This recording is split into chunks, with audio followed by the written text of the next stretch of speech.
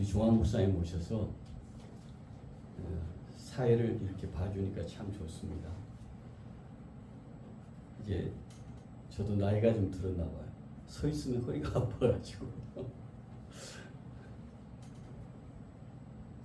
잘 지내셨어요?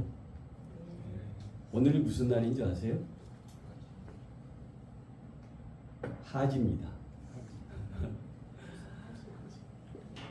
1년 중 해가 낮의 길이가 가장 긴 날이 하지예요. 이제 동지는 밤이 제일 길고 하지가 제일 낮이 긴데 내일부터 이제 낮의 길이가 조금씩 하루에 한 2분 정도 그렇게 짧아집니다. 참 의미 있는 그러한 날입니다. 오늘 본문에 보면 바울 사도는 유혹의 욕심에 대해서 언급합니다. 그리스도인들이 진리가 예수 안에 있는 것 같이 유혹의 욕심을 따라 썩어져가는 옛사람을 벗어버리고 의와 진리의 거룩함으로 지으심을 받은 새 사람이 되라. 그렇게 권면합니다. 유혹의 욕심이 무엇일까요? 단순히 어떤 물질적인 욕망이나 성적인 욕망에 제한하지 않아요. 우리가 삶에서 마주치는 모든 형태의 유혹과 욕망을 포함한다고 생각할 수 있어요. 이러한 유혹은 우리를 죄로 끌어들이고 영적 성장과 신앙의 순수성을 해치기도 하고, 유혹의 본질은 일시적인 쾌락을 통해서 우리를 하나님과의 관계에서 멀어지게 하고, 더욱이 성적 유혹은 도덕적 타락을 초래하고 관계와 신뢰를 파멸로 이끌기도 합니다. 마태복음 26장 40, 41절에 보면 예수님께서 겟세마네 동산에서 마지막 기도를 하시잖아요. 그리고 제자들에게 돌아옵니다. 그리고 베드로에게 말씀합니다. 제자들도 예수님 따라다니다 보니까 많이 피곤했을 거 아니에요. 그래서 졸았어요. 이것을 보고 너희가 나와 함께 한 시간도 깨어 있을 수 없더냐 그러시면서 시험에 들지 않게 깨어 기도하라. 마음에는 원이지만 육신이 약하다. 이렇게 말씀하십니다. 누가복음 22장 39, 40절에는 뭐라고 얘기하고 계시냐면 같은 상황이었는데 예수님께서 습관을 따라 감람산에서 기도할 때 제자들도 따라갔다고 그랬어요. 그곳에 이르러 그들에게 말씀하십니다. 유혹에 빠지지 않도록 기도하라. 여기서 시험과 유혹이라는 두 단어가 나오잖아요. 시험과 유혹은 영어로 보면 똑같이 temptation이라고 하는 그런 영어를 썼어요. 유혹이라는 의미인데 깨어서 마음을 해독하게 하거나 좋지 아니한 길로 이끄는 것, 그것을 유혹이라고 해요. 예수님은 그래서 시험, 유혹 이 두 단어를 쓰셨는데 이 시험과 유혹에 빠지지 않도록 방법, 유혹에 빠지지 않는 방법, 기도하라. 이렇게 말씀하신 것을 볼 수 있습니다. 인생을 살다 보면 순간순간 다가오는 유혹이 있잖아요. 아마 우리 가운데 유혹을 받지 않는 사람이 없을 거예요. 돈의 유혹, 그러면 이성의 유혹, 뭐 여러 가지 물질의 유혹, 명예에 대한 유혹, 이런 유혹이 있잖아요. 물질일 수도 있고 명예일 수도 있고 육체의 쾌락일 수도 있어요. 우리에게 매일 삶 속에서 나를 넘어뜨리게 오는 유혹이 있다는 거예요. 이 유혹이 없는 사람이 아무도 없어요. 사탄은 순간순간 그러한 우리의 약한 부분을 틈타서 그 틈을 비집고 들어와요. 이러한 사탄의 유혹을 이길 수 있는 능력은 무엇일까요?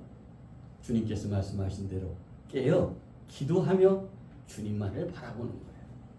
그럴 때만이 우리가 유혹을 이길 수 있어요. 기도는 유혹을 물리칠 수 있고 기도하는 사람만이 인생의 승리를 가져온다는 것. 오늘 그것 꼭 기억해야 해요. 한 젊은 관리가 왕에게 물었대요. 어떻게 하면 유혹을 피해서 맡은 일을 잘 감당할 수 있겠습니까? 그러니까 관리는 뭐예요? 많은 일을 하다 보면 이 물질의 유혹이 많잖아요. 그러니까 그것을 어떻게 이길 수 있느냐 하고 왕에게 물은 거예요. 왕이 어떻게 했을까요? 기름이 가득 담긴 잔을 이렇게 그 신하에게 주면서 1시간 안에 정해진 그 길을 돌아오라고 얘기를 해요. 그런데 조건이 있어요. 기름을 한 방울이라도 쏟으면 안 된다는 거예요. 엄벌에 처하겠다는 거예요. 그리고 칼을 든 군인을 그 뒤에 따라가게 했어요. 갈리는 잔을 두 손으로 꼭 붙든 채 땀을 흘리면서 뻘뻘 흘리면서 걸어갑니다. 마침내 그는 기름을 한 방울도 흘리지 않고 제 시간에 돌아올 수 있었어요. 왕이 물었어요. 길모퉁이에 있는 꽃집을 보았나? 그랬더니 보지 못했습니다. 가구점도 있었는데 보았어? 부두가게는 죄송합니다. 기름을 쏟지 않으려고 정신을 집중하느라 보니까 다른 것은 아무것도 볼 수 없었습니다. 그때 왕이 뭐라 그랬을까요? 그렇게 맡은 일에 충성하다 보면 유혹에 빠질 겨를이 없는 법이다. 우리가 여유가 있을 때 잠시 우리가 넉넉하 있는 삶을 살 때 유혹이 들어와요. 마귀는 빈둥거리는 사람을 찾아다닌다라는 미국 속담이 있어요. 빈둥거리는 사람, 게으른 사람을 찾아온대요. 실제로 많은 유혹과 시험은 지나치게 한가한 시간 속에서 시작이 된다는 거예요. 우리가 시간이 많을 때 사탄이 그 틈을 파고들어요. 결국 유혹을 이기는 가장 확실한 방법은 무엇일까요? 거룩하고 가치 있는 일에 자신을 온전히 집중하게 될 때 유혹은 우리에게 침해할 수 없다는 거예요. 기도이고, 그래서 유혹을 이기는 방법은 기도이고 주님을 바라보고 따르는 믿음의 삶이라는 거예요. 이러한 삶을 살면 결코 유혹이 우리를 엄습하지 못합니다. 역사상 예수님을 닮았다고 추앙을 받던 이들이 많이 있었어요. 그들 중 이단이 되지 않은 사람이 많지 않아요. 나는 거룩해, 그리고 나는 예수님을 닮아서 하는 사람 중에서 이단이 되지 않은 사람이 많지 않대. 거의가 다 이단이 되었대요. 교만에 빠질 때 인간의 연약성이 그대로 반영되어서 주님이 가신 그 길을 걷는 것이 아니라 인간적인 길을 걷게 된다는 거예요. 그래서 인간은 안전할 수 없다는 그러한 결론을 얻게 됩니다. 동시에 인간은 결함적 타락도 있어요. 그러니까 연약하지 않아요? 연약하기 때문에 타락할 수 있다는 그런 얘기예요. 그에 반해서 완전함적 타락도 있대요. 완전한데 타락할 수 있다는 거예요. 내가 완전한데 부족해서만 타락한 게 아니라 완전해도 타락할 수 있다는 거예요. 성경에 보면 아담이라는 사람이 나오잖아요. 아담과 하와가 나와요. 이 사람은 완전했지만 타락했다. 아담은 죄를 지은 사람이 아니에요. 하나님께서 창조한 그대로 살아갔어요. 그런데 원죄의 시조가 되어버리지 말잖아요. 완전한 사람이 왜 죄를 지었을까? 창세기 3장 2절 8절에 보면 뱀이라는 게 나와요. 여자에게 갑니다. 왜 여자에게 갔을까요? 약하기 때문에. 여자들은 다른 사람 귀에 막 항상 귀를 열어두고 살잖아요. 뭐가 좋다 그러면 막 현혹되기 가장 좋은 사람이 여자이기 때문에. 묻습니다. 동산 모든 나무에 먹지 말라고 하시더냐? 여자가 뱀에게 말합니다. 우리가 다 먹을 수 있는데 그 중앙에 있는 나무의 열매는 먹지 말라고 했어. 먹으면 죽을까 하노라. 이게 여기서부터 문제가 생기는 거예요. 죽는다 그랬지 죽을까 하노라 그렇게 얘기하지 않았어요. 뱀이 여자에게 말합니다. 그 순간 뱀은 가장 약한 것을 타고 들어요. 너희 죽지 않아. 너희가 그것을 먹은 날에는 너희 눈이 밝아져서 하나님같이 될 거야. 그래서 선악을 알기 때문에 그 나무 열매를 먹지 말라고 한 거야. 하와가 어떻게 했어요? 그래? 그래서 그 열매를 먹습니다. 죄는요 혼자 짓지 않아요. 자기가 먹었으면 내가 잘못했구나 이 깨닫는 게 아니에요. 먹어보니까 먹음직스러워요. 누구에게 가요? 아담에게 가요. 아담아, 내가 먹어보니까 정말로 닭자치가 맛있어. 아담은 또, 남자는 누구 얘기를 제일 잘 들어요? 부인의 얘기를 제일 잘 들어요. 아담마저도 그 열매를 따먹습니다. 그들은 눈이 밝아졌을 때 제일 먼저 본 것이 뭐예요? 자기들이 벗었다는 것을 본 거예요. 그래서 나무 잎으로 옷을 만들고, 그때 하나님께서 나타나셨을 때 그들은 하나님의 명령을 불순종했다는 죄를 지었다는 것을 깨닫게 되어요. 숲속에 숨습니다. 하나님의 낯을 피해서 동산나무에 숨었다. 이렇게 성경은 기록하고 있어요. 분명한 것은 무엇입니까? 아담과 하와가 죄가 없었으나 뱀의 유혹에 넘어가 하나님의 명령에 불순종하는 그 순간에 죄를 범했다는 사실입니다. 너무 간단해요. 죄를 짓는다는 게.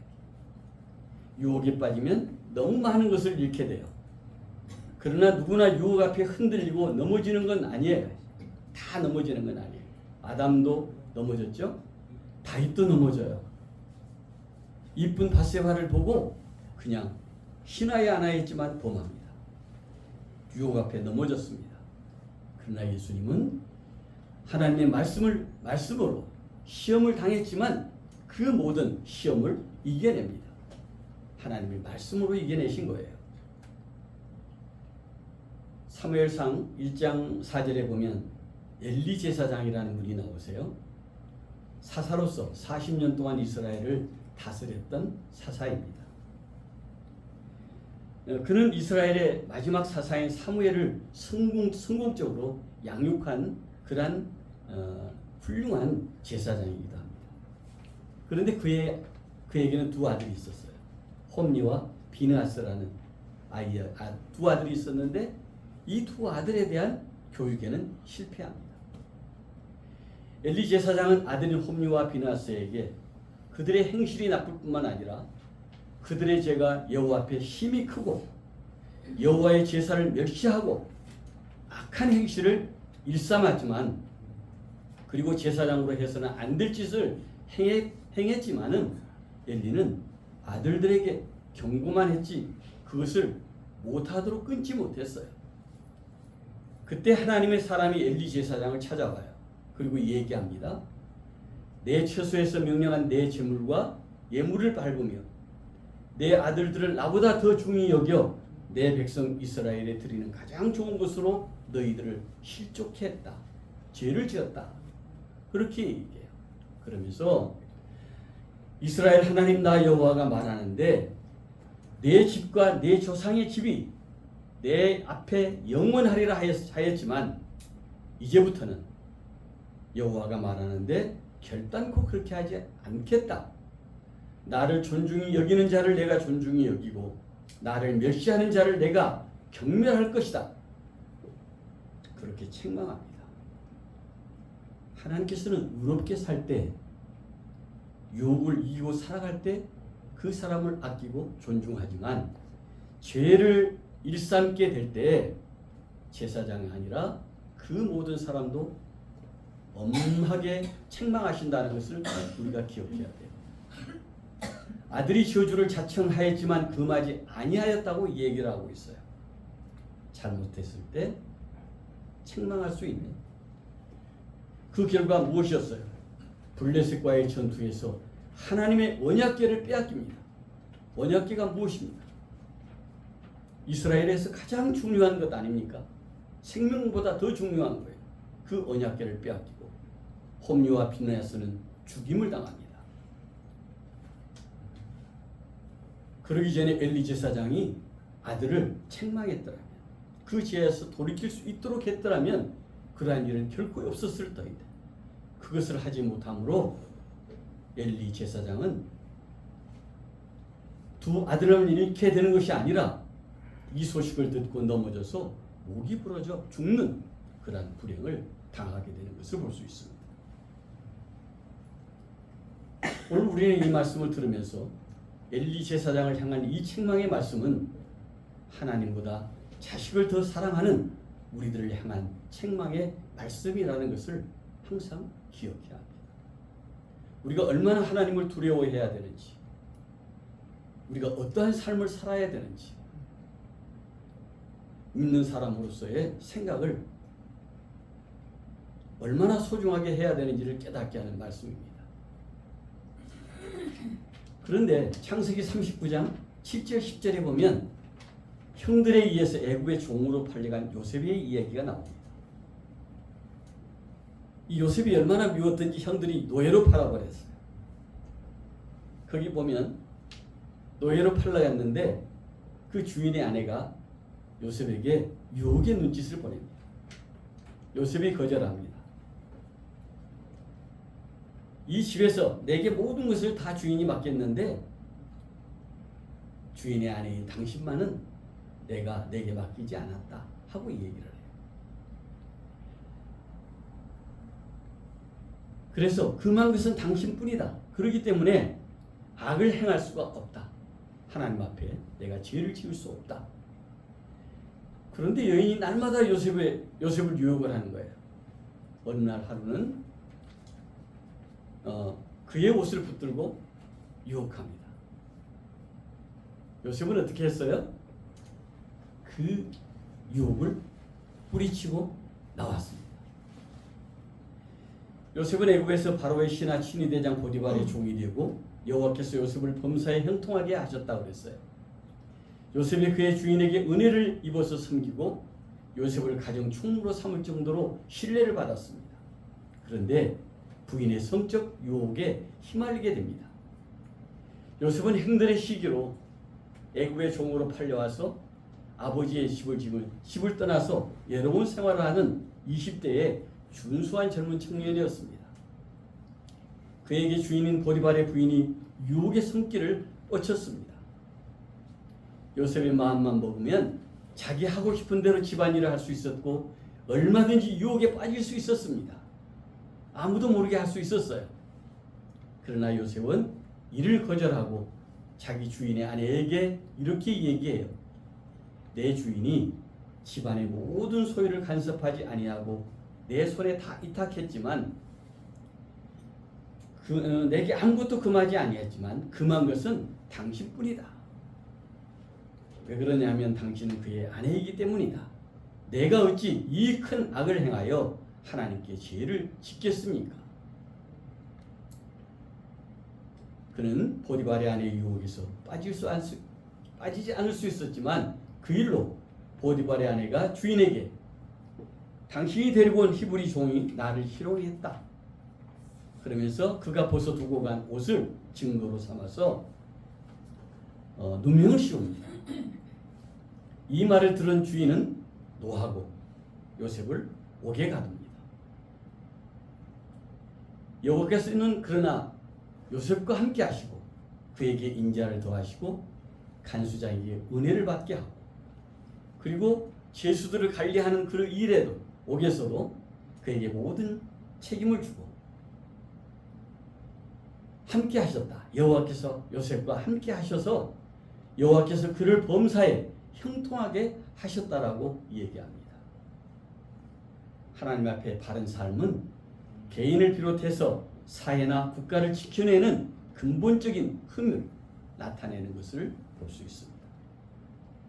이기에서도 요셉은 하나님 앞에 바른 삶을 살 때 요셉의 바른 삶은 하나님께 은혜를 얻게 되고 그는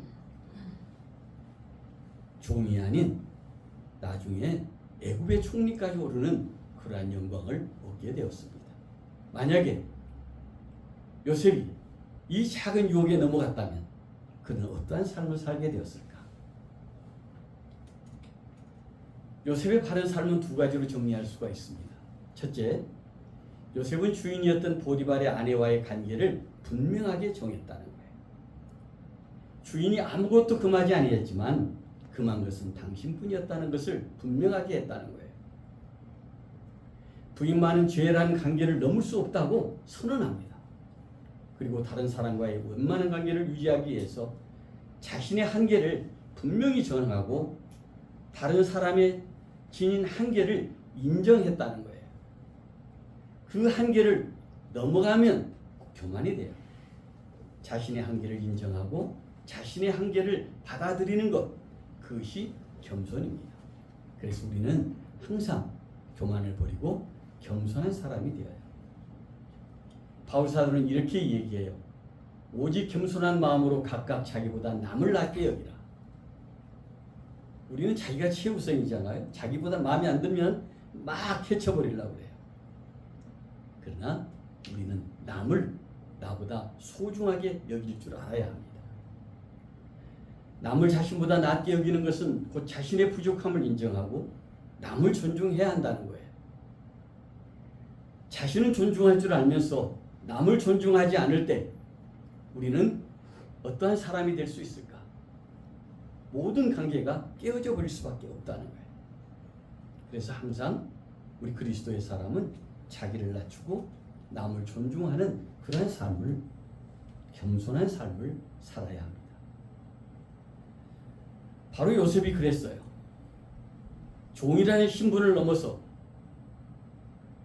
주인의 아내가 유혹할 때 거기에 넘어가지 않았다는 거예요.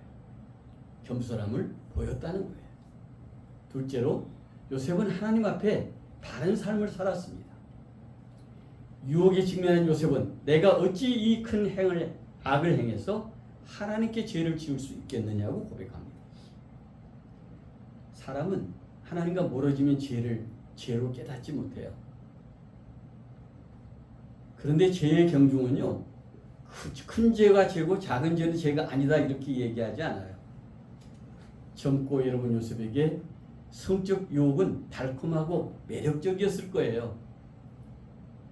요셉이 무서운 시험과 유혹에서 승리할 수 있었던 것은 무엇입니까? 그 달콤한 유혹을 빠져나올 수 있었던 것은 하나님을 경외하였기 때문이라고 성경은 기록하고 있어요.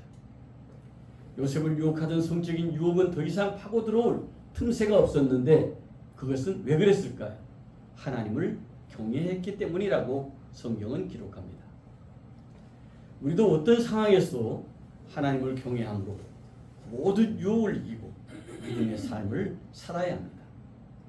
우리가 세상을 살아가면서 시험이나 유혹은 피할 수 없어요. 시험과 유혹의 불가피성은 인간의 연약성과 그 연약성을 뚫고 침투하는 사단의 공격이기 때문에 그래요. 그래서 바울 사도는 우리의 씨름은 혈과 육을 상대하는 것이 아니다. 통치자들과 권세들과 어둠의 세상 주관자들과 하늘에 있는 악의 영들을 상대함이라고 분명하게 말씀하고 있는 것을 볼 수 있습니다. 잠언 기자는 잠언 16장 18절에 교만은 패망의 선봉이지만 거만한 마음은 넘어짐의 앞장이라고 얘기하고 있고, 고린도전서 10장 12절에 보면 선줄로 생각하는 자는 넘어질까 조심하라고 경고합니다. 교만은 영적인 해이로 나타날 수 있기 때문에 그렇습니다. 그래서 야고보 사도는 야고보 1장 14절에 오직 각 사람이 시험을 받는 것은 자기의 욕심에 끌려 미혹됨이라고 분명하게 얘기합니다. 우리가 유혹을 받는 것은 다른 사람이 유혹했기 때문이 아니에요. 내가 그 유혹에 말려들었다는 거예요. 우리를 유혹하는 것들은 도처에 널려 있습니다. 어느 곳에도 유혹이 없는 곳은 없습니다. 문제는 이런 유혹을 당할 때 어떻게 그것을 처리하는가 하는 거예요. 주님은 누가복음 12장 15절에 삼가 모든 탐심을 물리치라. 사람의 생명이 그 소유의 넉넉함에 있지 아니하다. 탐심이라고 얘기를 하고 있어요. 욕심 때문에 우리가 유혹에 넘어진다는 그런 말씀입니다. 우리가 주의할 것은 탐심과 죄에 대한 유혹입니다. 우리가 세상에 속해 살아가는 동안에는 어떤 종류이건 유혹에서 벗어날 수 없다고 그랬잖아요. 그러므로 유혹을 받을 때 우리는 두려워하지 말아야 해요. 죄의 유혹을 받았을 때 그것을 정당화하려고 하거나 합리화하려고 해서도 안 돼요. 에덴 동산에서 금지된 선악과를 먹은 아담이 제일 먼저 한 것이 뭐예요? 범죄했으면 그 죄를 회개하면 됐는데 원인을 누구에게 돌려요? 하와에게 돌리잖아요. 하나님께서 준 여자가 이것을 먹게 해서 먹었습니다. 하나님까지 이끌어들인다 말이죠. 죄 지은 사람들의 속성입니다. 개미가 어느 것을 좋아해요? 달콤한 있는 것을 좋아해요. 개미는 깨끗한 곳에 들어가지 않아요. 설탕을 뿌려 놓으면 개미가 바로 와요. 언제 알고 달아. 꽃이 있는 곳에 벌과 나비가 날아들지 않아요. 사탄의 유혹이 먹혀 들어가지 않도록 우리의 마음을 정결하게 하는, 영적으로 깨끗하게 할 때 유혹은 결코 들어오지 못한다는 거예요. 로마서 12장 2절에 보면 너희는 이 세대를 본받지 말고 마음을 새롭게 함으로 변화를 받아 하나님의 선하시고 기뻐하시고 온전하신 뜻이 무엇인지 분별하라고 분명하게 말씀합니다. 우리의 마음이 오직 주님을 향해 있다면 사탄은 우리를 세상의 쾌락으로 유혹하지 못한다는 말씀입니다. 사탄의 유혹에 빠져 있다면 유혹 자체를 물리치려고 몸부림치지 말고 내 마음 안에 깊이 뿌리를 내리고 있는 유혹의 요소들을 제거해야 돼요. 말씀으로 마음속에 숨어있는 벌과 개미를 불러들이는 꽃과 설탕의 요소들을 근본적으로 제거하는 영적인 초점을 맞추어야 합니다. 우리가 술이나 담배 또 육체적인 쾌락에 넘어가는 것은 무엇이에요? 우리 안에 그 뿌리를 갖고 있기 때문이라는 거예요. 그 뿌리를 먼저 제거해야 합니다. 인류의 역사는 유혹으로 시작합니다. 에덴 동산에서 하와가 뱀의 유혹에 빠져 선악과를 따먹으면서 인간은 서로 유혹하며 유혹을 받으며 사는 존재가 되었습니다. 놀라운 것은 뭐냐 하면 유혹은 미혹의 속임수라는 거예요. 사람들이 이걸 다 알아요. 그런데 곁길로 나가기를 원하고 유혹받고 싶어한다는 마음이 우리에게 있다는 거예요. 우리는 에덴 동산에서 아담과 하와의 실패를 반복하지 않도록 우리를 항상 깨끗한 그러한 마음을 유지하도록 해야 합니다. 유혹하며 유혹당하는 것을 즐길 것이 아니라 단호하게 유혹의 고리를 끊어버려야 합니다. 사탄은 너희가 결코 죽지 아니하고 그것을 먹는 날에는 너희 눈이 밝아져 하나님과 같이 되어서 선악을 알 줄 알게 하심이라고 유혹하지만 결국 불순종의 죄로 아담과 하와는 에덴 동산에서 추방되는 그러한 비극을 맞이합니다. 영국의 유명한 이 복음 전도자 로랜드 힐이라는 목사님이 어느 날 길을 가는데 여러 마리의 돼지가 양이 목자를 따라가듯이 따라가고 있는 것을 보았어요. 호기심이 생긴 힐 목사님은 돼지들의 뒤를 따라가 보았는데 놀라운 것은 그 사람이 그 돼지들을 도살장으로 인도하고 있었어요. 그런데 그 돼지들이 아무 반응 없이 따라 들어가는 거예요. 신기해서 물어봐요. 그 사람에게 어떻게 돼지들 이곳까지 이끌어오는 방법이 뭐냐? 그랬더니 그분이 이렇게 얘기해요. 보시다시피 완두콩 바구니를 들면서 그 완두콩을 뿌려준다는 거예요. 그러면 돼지들이 그 완두콩을 먹기 위해서 줄줄줄 따라온다는 거예요. 힐 목사님은 그것을 바라보면서 마귀 사탄이 우리를 유혹하는 방법은 쾌락의 콩, 정욕의 콩, 욕망의 콩, 우매의 콩, 죄의 콩을 헤아릴 수 없이 우리에게 뿌려댈 때 우리가 그 콩을 집는 순간에, 먹는 순간에 그 콩의 유혹으로 인해서 영혼의 도살장인 지옥으로 따라가는 것이다. 그 결론을 얻었다고 얘기합니다. 유혹에 빠져드는 사람은 그 결과가 어디예요? 마지막이 영혼의 도살장인 지옥이라는 것을 항상 기억해야 합니다. 믿음의 삶은 불의하고 제약되고 진리에 반하는 유혹과 탐욕을 용감히 단절하는 데 있다는 것, 그것이 믿음의 삶입니다.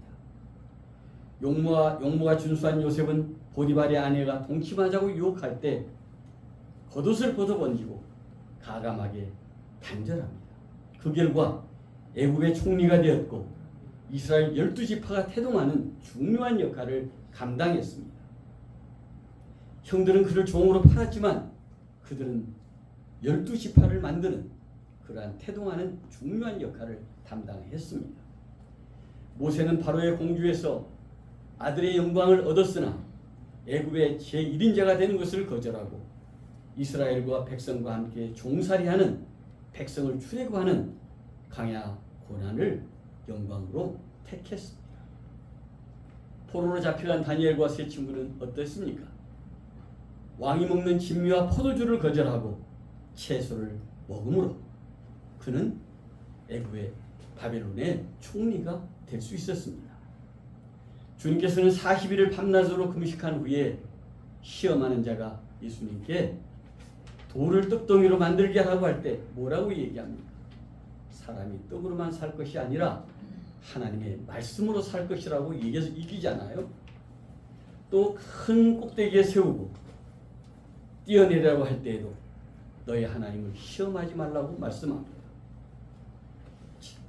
마귀가 천하만국과 그 영광을 보여주면서 내게 엎드려 경배하면 이 모든 것을 내게 주리라 할 때에도 예수님께서는 사탄아 물러가라, 주 너희 하나님께 경배하고 다만 그를 섬기라고 말씀으로 사탄의 유혹을 이기셨습니다. 그리스도의 사람은 재물이나 권력이나 육체의 쾌락 같은 사탄의 유혹을 물리칠 수 있어야 합니다. 사탄의 유혹에 빠지게 되면 그 결과는 죽음보다 더한 고통을 당하게 된다는 것. 더욱이 주의 일꾼들은, 주의 종들은, 그리스도의 사람, 여기에 한번 빠지면 헤어나오기가 쉽지 않거든요. 그래서 목사가 제일 조심해야 될 건 물어봤더니 세 가지 얘기하더라고요. 첫째는 여자를 조심하라. 두 번째는 돈을 조심하라고. 목사가 이 두 가지만 하면 성공한대요. 말씀을 잘못 전해도 여자와 돈만 조심하면 결코 실패하지 않는다라고 그 선배 목사님들이 얘기를 하더라고요. 각 사람이 시험을 받는 것은 자기 욕심에 끌려 미혹됨이니 욕심이 잉태한즉 죄를 낳고 죄가 장성한즉 사망을 낳는다는 말씀을 우리는 기억합니다. 대개 유혹의 특징이 뭐냐 하면 한 번이에요. 두 번만 하자고 안 해요. 한 번뿐이야. 이 속음수, 이것을 이길 수 있어야 돼요. 그 한 번의 유혹이 일생을 망치게 하는 무서운 독이 된다는 것. 우리가 사는 이 세상에는 죄의 유혹이 도처에 있다고 얘기했죠. 마귀가 오는 사자같이 두루 다니며 산길을 잘 찾고 있다고 얘기합니다. 그래서 성경은 내 아들아 약한 자가 너를 꿰일지라도 쫓지 말라고 하였고, 주님께서는 만일 내 손이 너를 범죄하게 하거든 찍어버리라고 얘기해요. 내 발이 너를 범죄하게 하거든 그 발도 찍어버리라고. 그래서 지옥에 가는 것보다 영생을 누리는 것이 낫다고 말씀하십니다. 죄와 유혹을 거절하는 결단을 내리며 사는 우리가 되어야 합니다.